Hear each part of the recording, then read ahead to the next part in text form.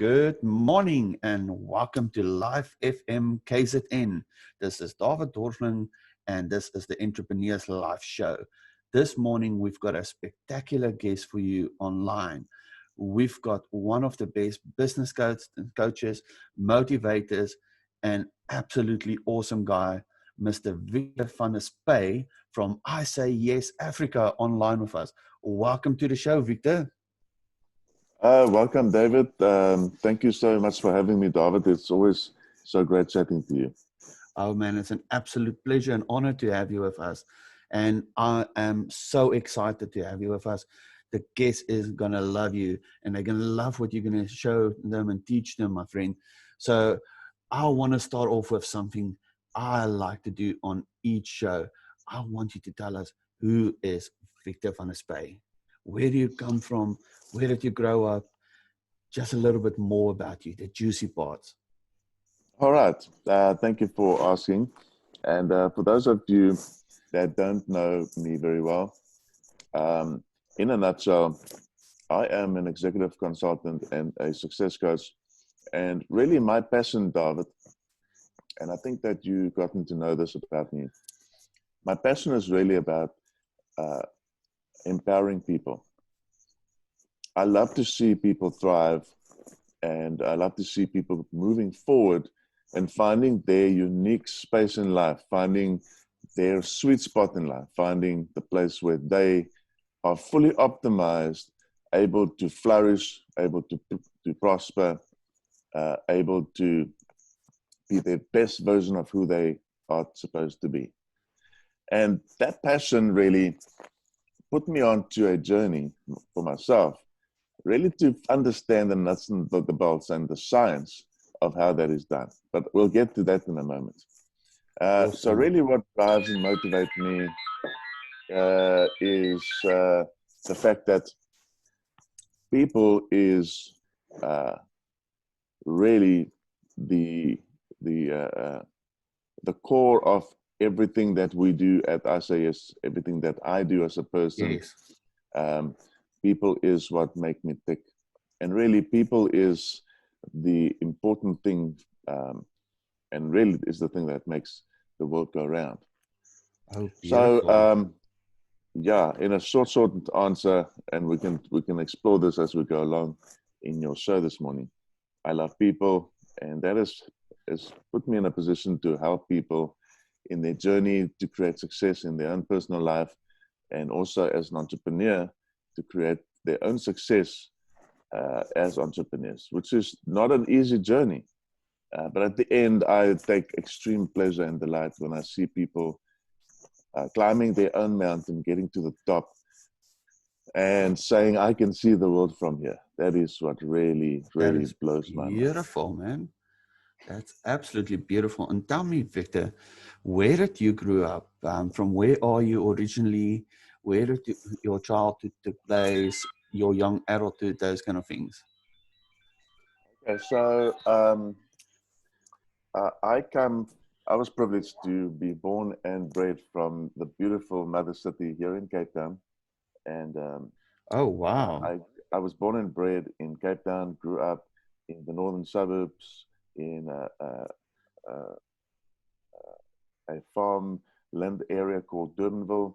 Those days there were farm roads and forestry, lots of dairy farms, wine farms. Oh wow! Wheat farms, and it was lovely. I mean, the pre-primary I went to at the age of 4, 5, 6. You know, before you go to school, you go to pre-primary, and you learn how to write your own name and spell a few basic things, and learn the basics before you go to what we then had as sub A. Was on a farm as well, and we used to milk the cows, and that sounds fun. To play in the mud, and what a pity the kids today don't have that, you know. But anyway, no, it's something that they will never know, you know. No, I remember being in sub A, like you say, and we used to play with clay, and today they're playing with laptops.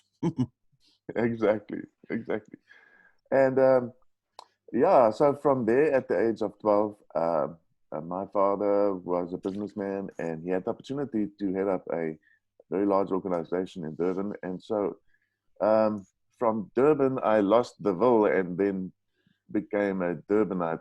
Went from Durbanville to Durban. I lost the will. And it was great. Durban was good for me. I learned how to surf. I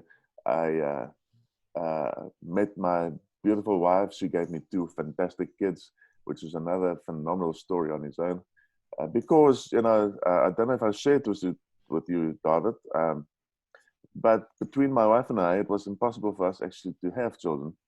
But by God's miracle, without the assistance of the medical profession, we were by a pure miracle from God able to have children. And we are still baffling the minds of the medical profession. And we know that all things are possible because of what He can do. But anyway, I then grew up in my teenage years and my early adolescent years in Durban, and I started studying there and got involved in ministry from a very, very young age. Was always involved with people, loved people. And so also the other thing that I discovered about myself is that I love business. I was always involved in I also had my hands dirty with something to do with business. So at the age of 19, I was now just out of school, came back from army, and I started running some sticks together. And I had a small little business that I just, I had a very unique food concept, and it was still very small. And I had some customers that I was servicing. And I said to myself, look, I need to take this and build a separate business and develop this unique food concept into a frozen food line. Ooh. But now those days, David, I don't know if you remember, frozen TV dinners, frozen food lines. And we're going back to the 1990s. Yes, These things didn't exist in our frozen food lines. If you walk into Checkers and Pick n Pay, the only thing you found in the frozen food line was the frozen peas and I remember. Those kind of things, the vegetables and all those things. So I, to my own detriment, I confided in somebody that I thought I trusted, and but there's no skin off my back. This is how you learn. You're still young and stupid, as they say. And but I liked this guy. He was an ice cream manufacturer, and I forget now how I met him, but I knew him for some time, and yes, he's a good guy. I don't begrudge him for what he did.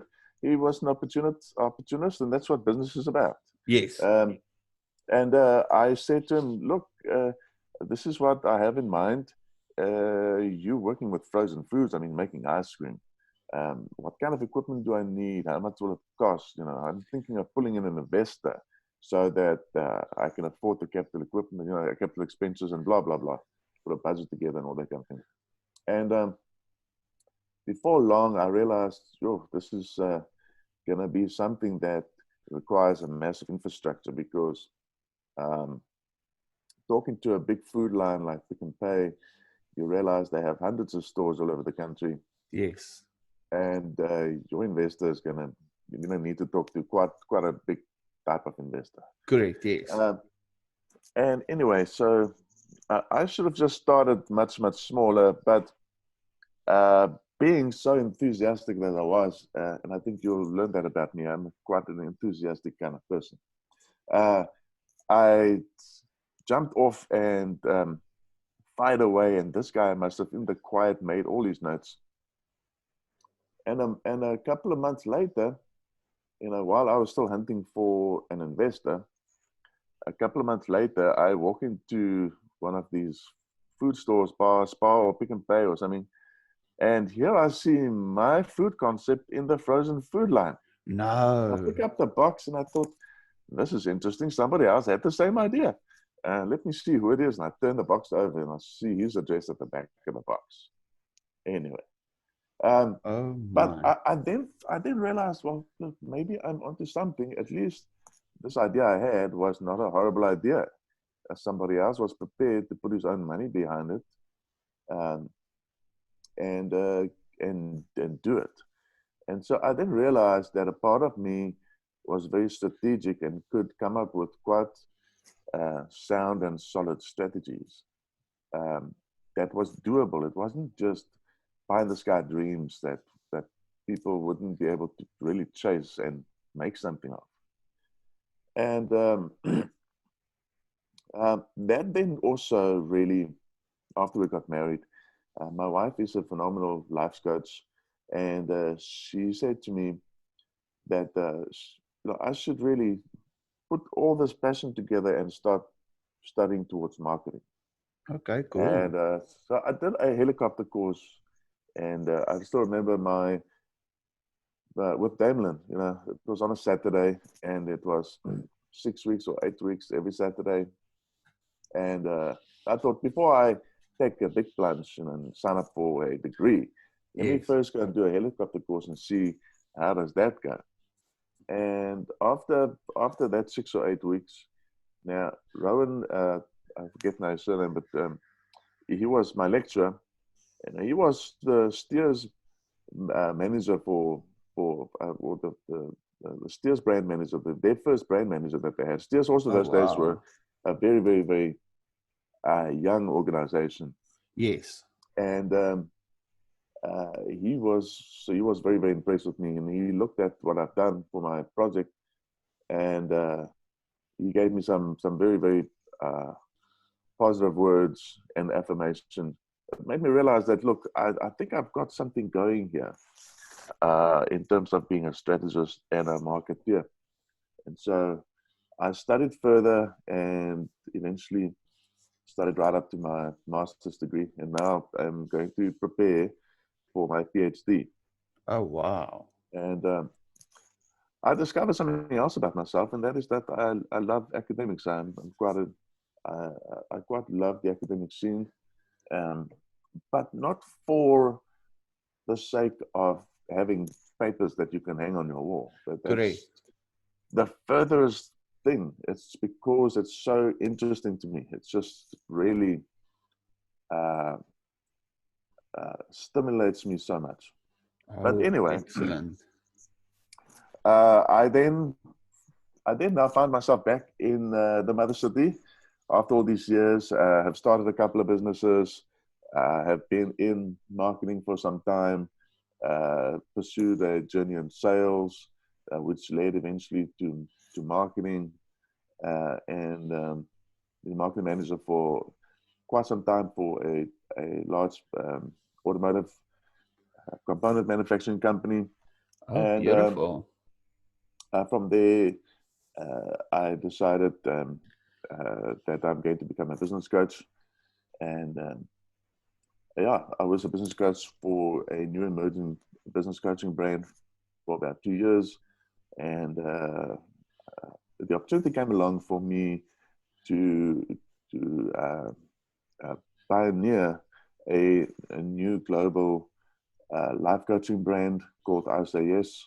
And whilst actually putting up shop with this brand, I discovered that, look, because of my unique background and really who I am, I wanted to enrich the value proposition of it. And so I've the the brand message or the core brand value, and this brand is now able to deliver not just success coaching, but it does success coaching, and also it widens the circle of success coaching to include the entrepreneur. That to me is just a fuller circle, because we don't want to exclude anybody in this Yes, journey of success. So the correct. expression of that then, of course, goes from just ordinary success coaching into executive consulting, which then includes um, strategy and execution of all sorts of you know different things for the businessman or businesswoman to continue their journey to success. And what's very, very unique as well is that we're able to assist that entrepreneur, but we can talk a bit about that later, in turning their enterprise into an equity instrument. That is very, very important. But I hope that was a short answer, David, as to where I come from and where I am now. But basically, and this is what I wanted to say when I just started telling the story. When I left Durbanville, I lost the Ville and I got the Ville back. I'm back in Durbanville again. Can you believe it? Oh, beautiful. But the scene has all changed. There's hardly farms left. It's just concrete jungle, tar roads, big houses, estates, blocks of flats. It's so different. So different. The cows are gone. The dams are gone. I've seen it's now completely different. It's like a it's a young bit sad city. in a way. But the wine farms are still here, so that's good. That's good. As long as the wine's there, everything is good. Excellent, my friend Jesse. Thank you for sharing that. It's so always interesting to find out, especially from somebody like yourself that's a business coach and a motivator, that a lot of people think you were kind of born like that, and they don't understand what work you put into it and where you've come from milking cows to I kind of want to say still milking cows, because you're teaching people how to work in business. So it's magnificent, bro. It's amazing. I would like to ask you a little bit about your education, because I know your education is something that fascinated me, and I'm talking more about your like high school, after high school, and now even your studies, because you said you're doing your PhD, if I'm correct. And that's something that fascinates me, because from my personal side, even myself, I'm busy doing a degree in digital marketing, and people don't understand how important it is to keep on studying, because it's not about getting more qualifications, like you said. It's about getting more knowledge, and the more knowledge you get, the more powerful you become. The more powerful you become, the more you can help people. So if you'd like, Victor, if you'd share a little bit more about what you're currently studying, what's your plans for the future with studies, and we go from there. No, fantastic. The Japanese have a philosophy which they call Kaizen, and I learned this in the automotive trade. And their philosophy says, if you're not continuously moving forward, even if it is at a snail's pace, you are regressing, you're falling back, you're going backwards. So there's no such thing in their philosophy as standing still. And so what you're saying is very, very, very true, David. It's vitally important. And to all our listeners listening here this morning, I want to encourage you to always, always, always keep moving forward. There are 3 ways to keep moving forward in educating yourself. And the first one is obviously through tertiary study. Second one is through self-study. The third one is through community study, where we learn from each other. These are the 3 very, very powerful forms of study. And so, tertiary study will teach you the framework, but self-study and community study really puts the meat on the bones. And so you have to follow all 3 of these types of study methods to become a full and rich person. Yes. And a powerful person. And so really, when I left school, and this is again, David, thank you for asking. It's I hope the learners are really benefiting from this. This is also what put me onto this path. And I don't know if you remember, David, when you left school, because I think you and I are almost the same age. When I left school, I was fairly confused as to, right, in which direction of this big, vast ocean called life do I point my little sailing boat? Oh, yes. And so at that point, the enterprise my father was in the automotive industry, and but it had to do with textiles, because it was making seating components for the auto industry, for Ford and Mercedes and Toyota and BMW and all those. And So he said to me, well, look, somewhere down the line, I might want to do an MBO, management buyout, and then you and I can buy this thing together. So why don't you go and study textile technology? So great, off I went, and I did the first year, and I quickly discovered that's not really what I like. But anyway, for a possible future, I pursued this, and in my second year, what happened is at the Natal Technikon, the faculty that offered that degree closed down, because that was the year that Nelson Mandela was about to be released, or he was released from prison, and that was wonderful times for our country. Our country entered into freedom, but the unfortunate thing that happened with that is that our government relaxed its import-export excise duties, and China flooded our market with all their customs and excise items, and it meant that huge and large textile firms in our country, I'm talking guys like Alvino Textiles, big massive companies, companies that were that had factories all over the nation. They were multi-billionaire companies, went down in months and weeks. They literally closed overnight, as one would want to say.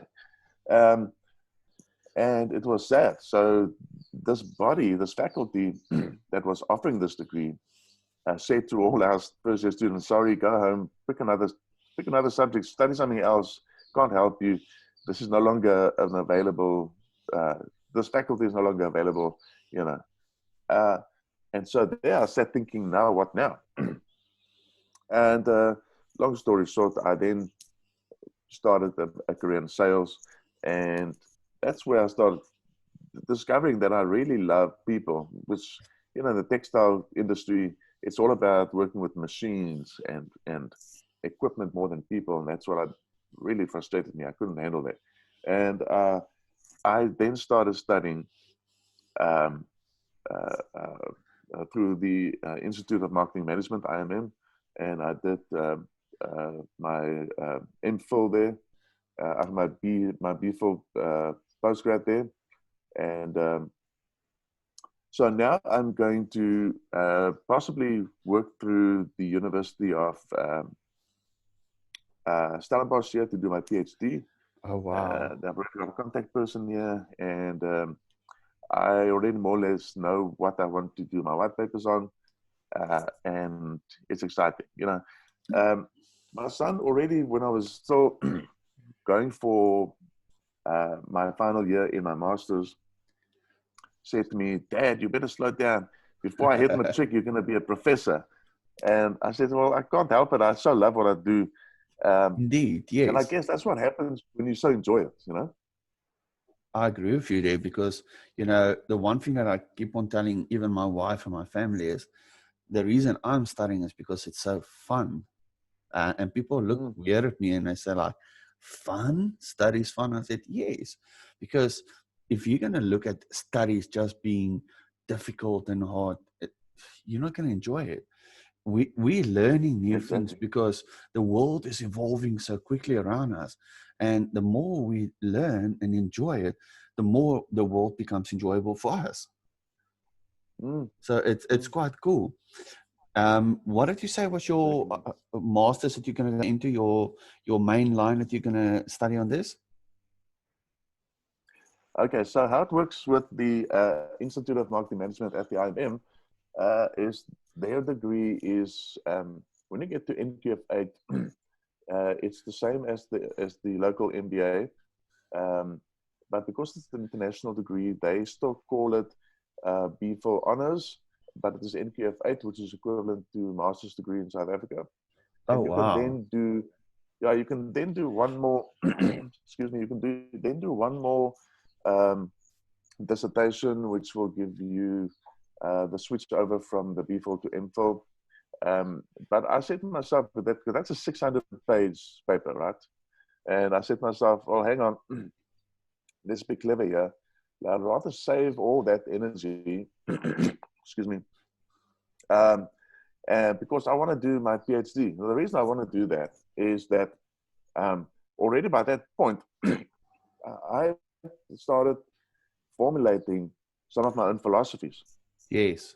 So when you become a customer or a client, or you start working with us at RCS, you'll find out we have a philosophy called the EPQ, and that is stands for the Enterprise Performance Squad, and it teaches you that enterprise performance is developed by working through 4 particular pillars, and that is the journey of the entrepreneur between the financial aspects of the business, the marketing elements of the business, the brand elements, and then lastly, the psychometric elements.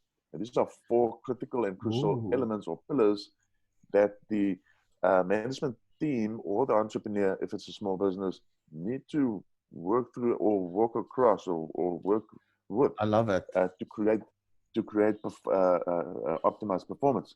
And so, of course, I have seen it physically in my own work. I've seen how this creates optimized performance, but I want to be able to have this registered by a white paper. And, you know, when you're doing things like this, you might just as well make it formal and then have it properly registered. And for that work, you then get what they call a PhD. So why not? I mean, all that work anyway. That sounds awesome. Yes, why not? I absolutely agree with you. Why not? Now, let's get into the juicy bit. I know you are currently busy with a new product and service that you've launched. I don't want to tell the listeners about it, but what I've seen on it, it's amazing. And I think this is now the perfect time if you can share it with it. If you want to, or if you want to keep it under wraps, no problem. But if you want to share with them what your new product and service is about, please share with them. Okay, no, for sure.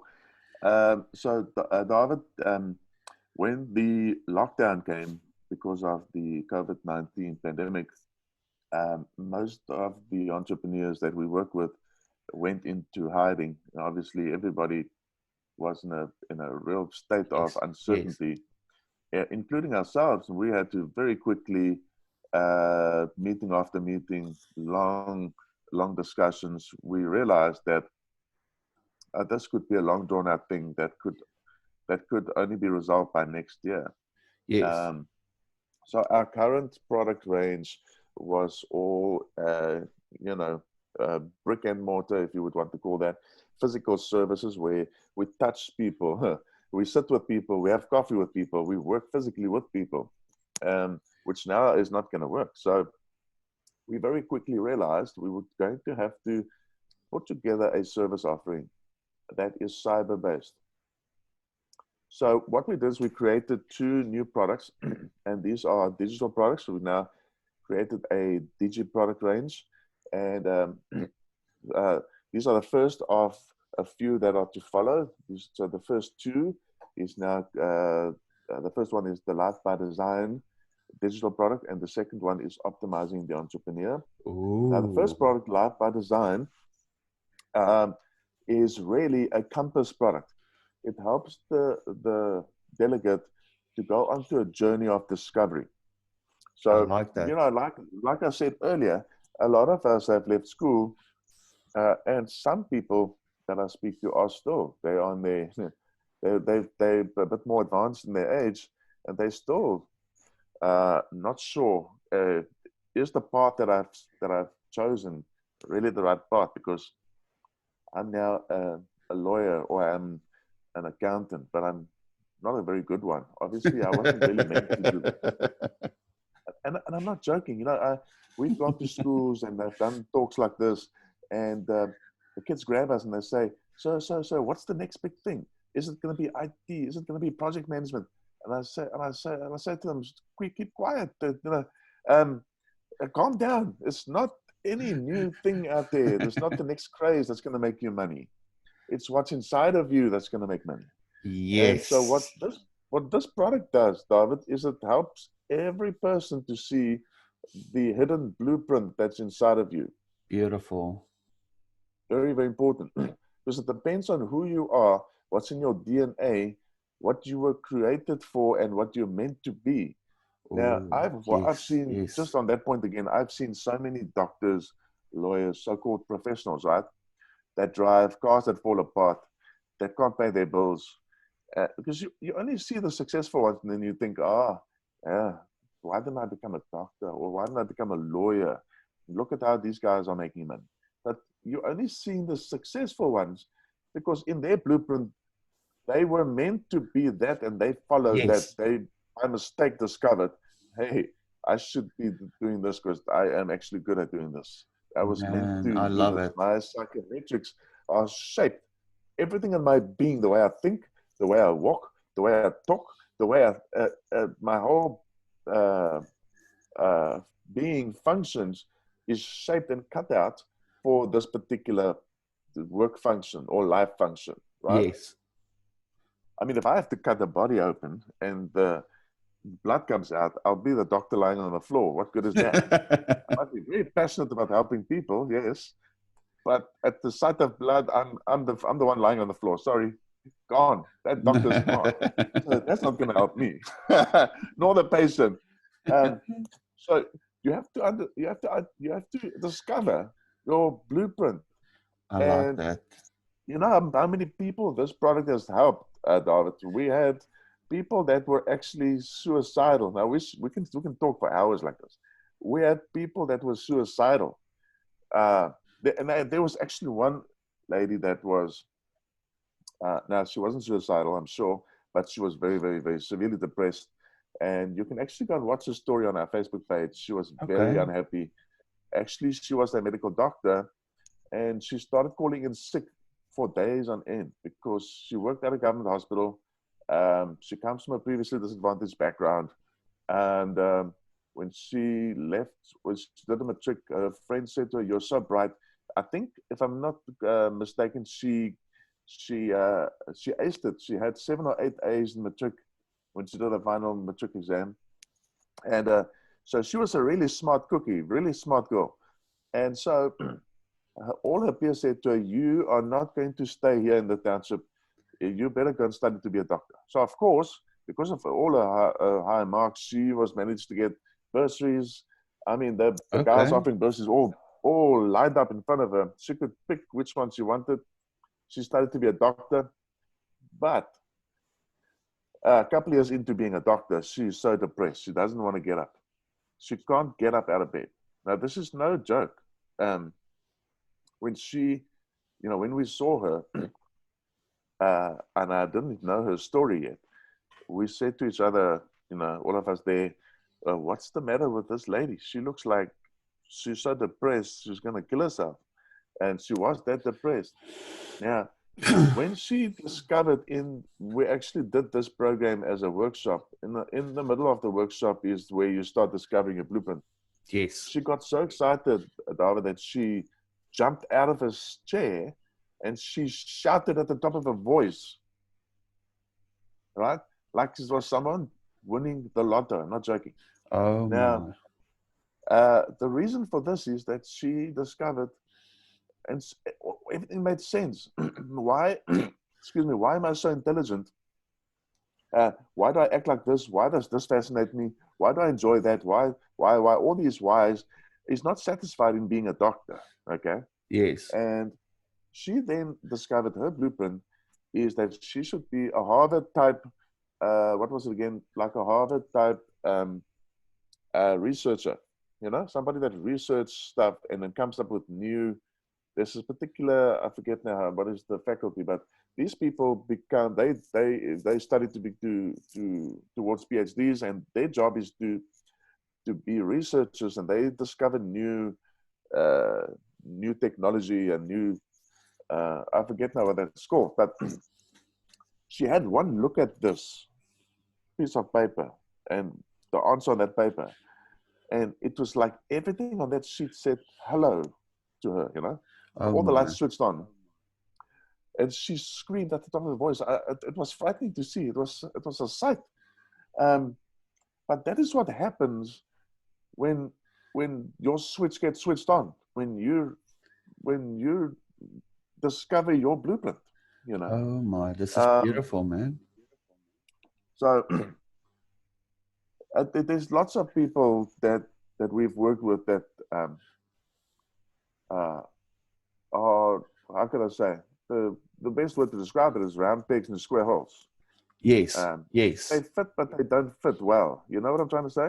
Yes. And you can take a round peg and make it fit into a round hole, a square peg in a round hole, by moving it and moving it and pushing it and pushing it, you can somewhat change the shape of the square peg so that it kind of fits into that round hole. Okay.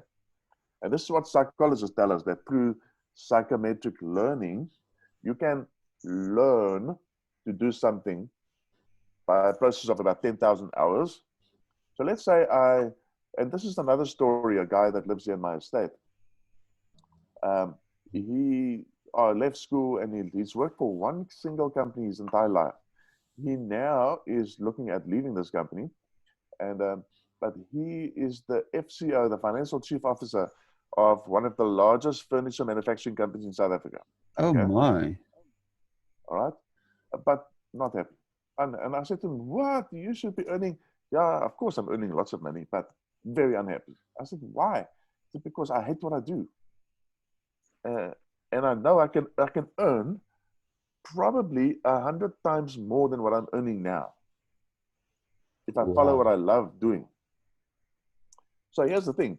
He said, I fell into the world of finance. These are his exact words that he said to me at the network meeting we had just before the lockdown this year. I fell into the world of finance.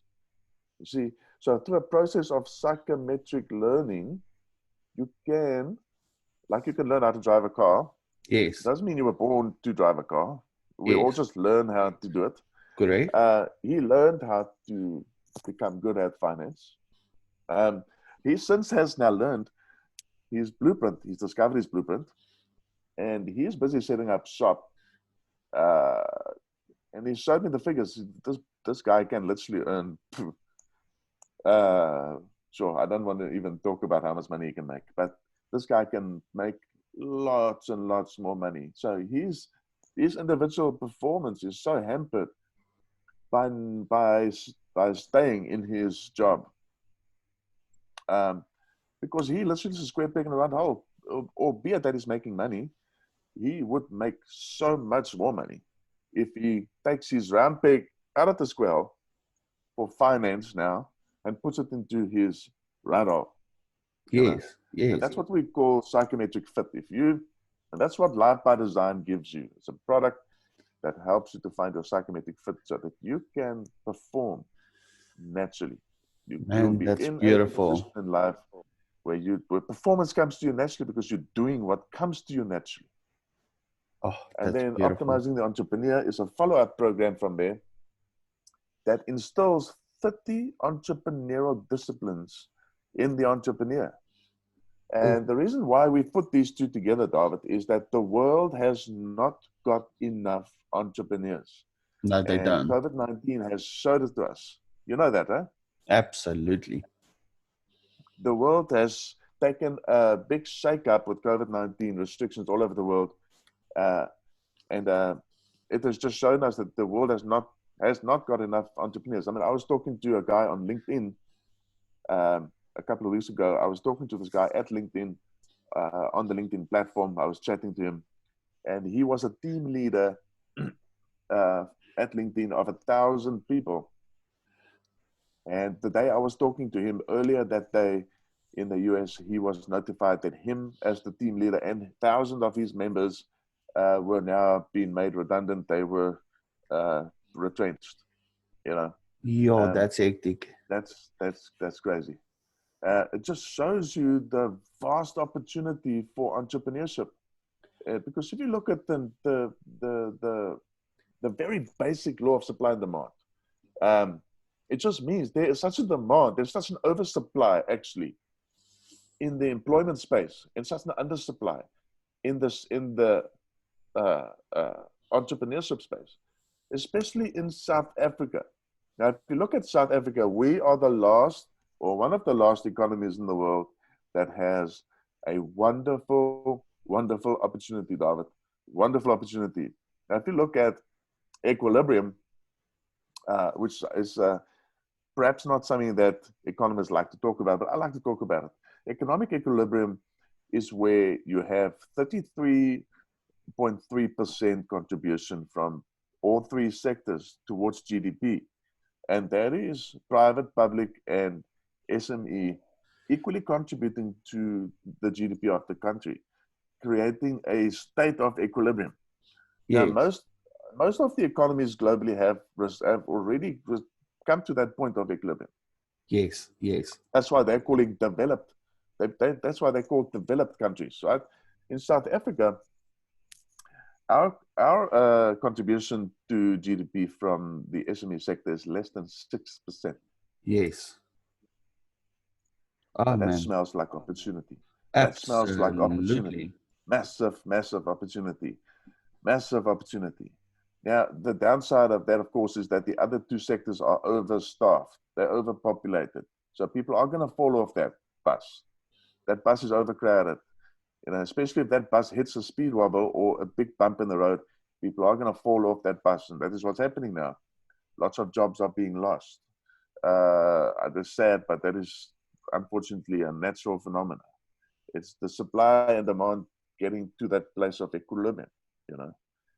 So optimizing the entrepreneur now is the second follow-up product that helps entrepreneurs to upskill themselves into a journey that involves 30 disciplines. Things like how to manage your cash flow, how to position your brand, how to look after your brand, how to manage risk. Lots and lots of things. I don't want to give it away. People, we've made it available at such a low price to make sure it's affordable to anybody who wants to become an entrepreneur, who wants to first, Beautiful. number one, find out what type of entrepreneur am I, so that you don't start the wrong type of business. And then number two, upskill yourself at your own time with these disciplines to become a successful entrepreneur. Oh man, that's absolutely beautiful. And Victor, where can people go and read about this, or where can I contact you for this? If you don't mind, before we go, if you can just share your details where they can get a hold of you, because I really feel like even myself sitting here, I'm going to contact you, even though I know where to contact you. I'm going to contact you with this because I feel it's something that I need. So please share your contact Exactly. details with the listeners so that they can make contact with you. And yeah, please, if you don't mind. No, fantastic. David, first of all, people can contact us on our customer care line on 0877 000 243, or they can send us an email at sales@isayesafrica.com, or they can go to our Facebook site, and just look up I Say Yes Africa, and you'll be able to see the content there. Our website is, as we speak, being updated with all this new content.